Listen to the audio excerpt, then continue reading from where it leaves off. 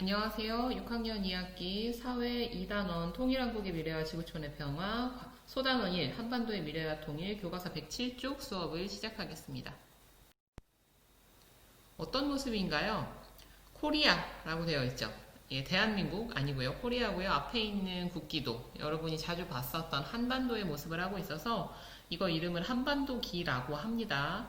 남북 공동 입장 모습입니다. 2018년 평창 동계올림픽 개막식에서 여러분 혹시 봤나요? 이 장면?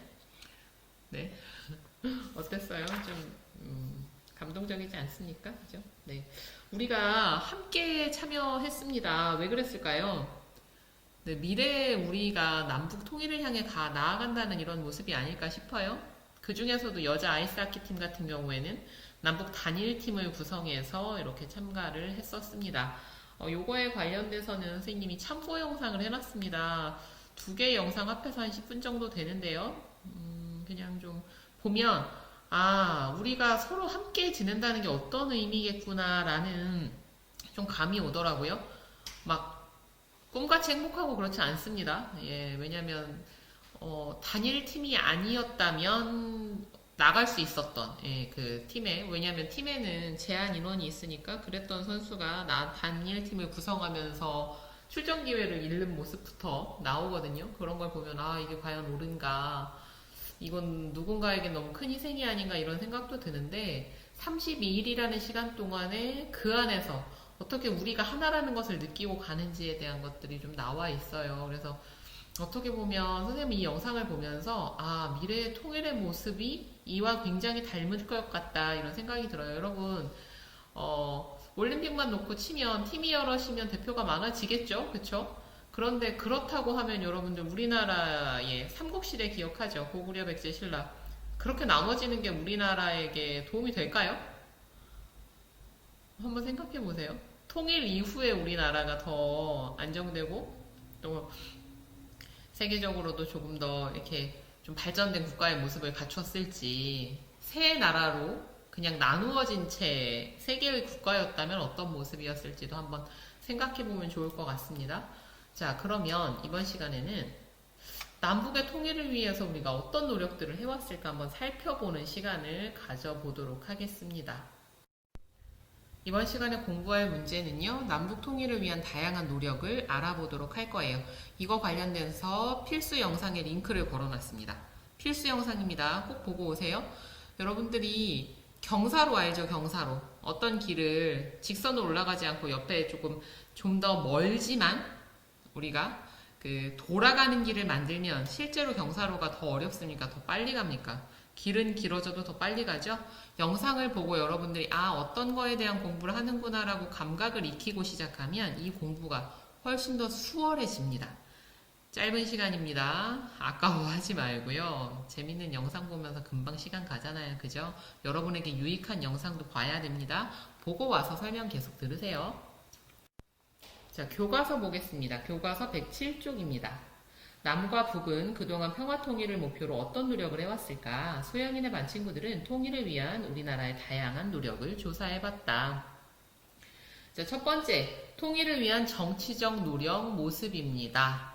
자, 남북교류의 움직임은요, 1970년대부터 이제 좀 시작이 됐었대요. 그러다가 1991년에는 요게 지금 남북 고위급 회담이라고 되어 있죠. 이제 고위급 회담이라고 하면 이건 어떤 의미냐면 이제 정상회담은 아닌데 그래도 나라의 중요한 일들 이렇게 대표할 수 있는 사람들이 모여가지고 이제 중요한 것들을 결정하는 거예요. 그래서 1991년에는 남북 화해, 우리가 전쟁 중이니까 교류, 서로 오고 가는 거죠. 협력, 같은 일을 위해 힘을 모으는 거죠. 이런 것을 위한 남북 기본 합의서를 이제 작성합니다. 우리 앞으로 이렇게 같이 살아가자. 이렇게 해서.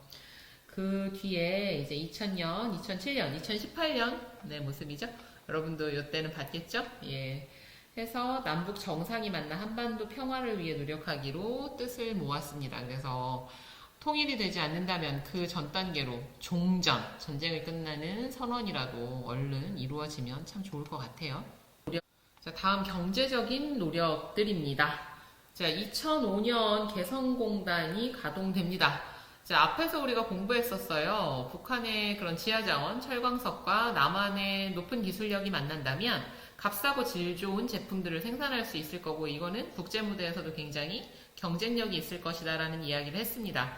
그런데 안타깝게도요, 현재 개성공단은 여러 가지 좀 이유로 아직 가동이 다시 재가동되지 않고 있는 상황이어서 굉장히 안타까워요. 빨리 이게 되면 좋을 텐데, 그죠?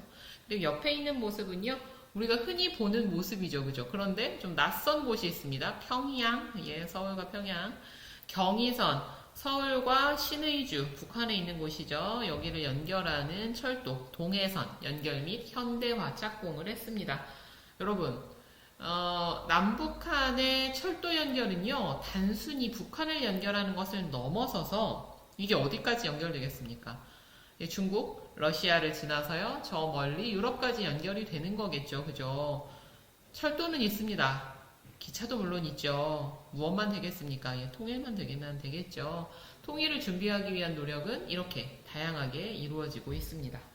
교과서 아래쪽 한번 읽어볼게요. 남한의 자본과 기술력에 북한의 노동력이 결합한 성공단이 활발하게 운영되었던 적이 있어. 남과 북은 끊어진 도로와 철도를 연결하고 시설을 개선해 교류와 협력을 확대하고자 노력하고 있어. 네, 다음은 사회 문화적 노력입니다. 자, 정치적으로도 막 교류가 일어나고 경제적으로도 협력이 일어나는데, 그런데 우리가 서로에 대해 잘 몰라요. 본 적도 없고 그들에 대해서 이해할 수도 없고 낯설고, 이런 통일 이후에 우리가 함께 살아갈 수 없겠죠.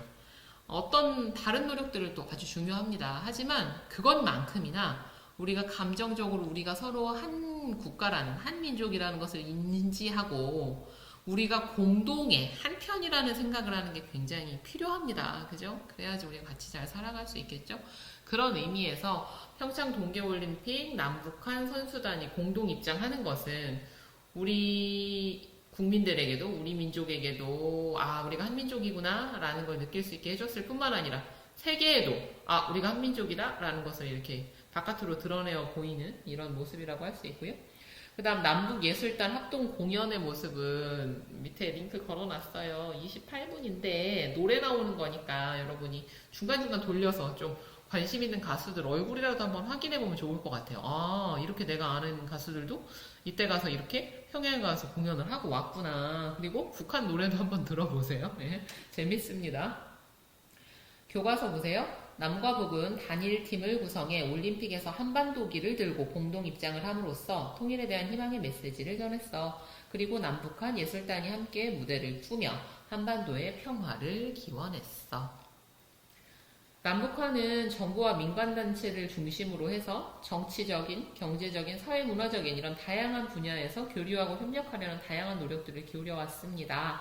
앞으로 남북한이 서로에 대한 믿음을 바탕으로 뜻을 같이 하는 기회를 늘린다면 이게 어디를 위한 그 발걸음이 되겠어요? 남북 통일을 위한 발걸음이 될 수 있겠죠. 맨 처음 도입 영상에 그런 내용들이 나오죠. 그 통일 비용이 얼마나 될 것이냐가 기관에 따라서 크게 100배까지 차이가 난다. 그런데 이 통일 비용이 가장 적다고 했었던 기관은 이 통일의 과정이 서로가 평화롭게 계속해서 교류와 협력을 하면서 차이를 줄여가며 평화적으로 통일이 이루었을 때 가장 비용도 적고, 그것으로 인해서 우리나라가 감당해야 될 갈등이나 어려움도 제일 적으면서도 통일로 인한 새롭게 생겨나는 이익은 훨씬 클 수 있다라는 이야기를 하고 있죠.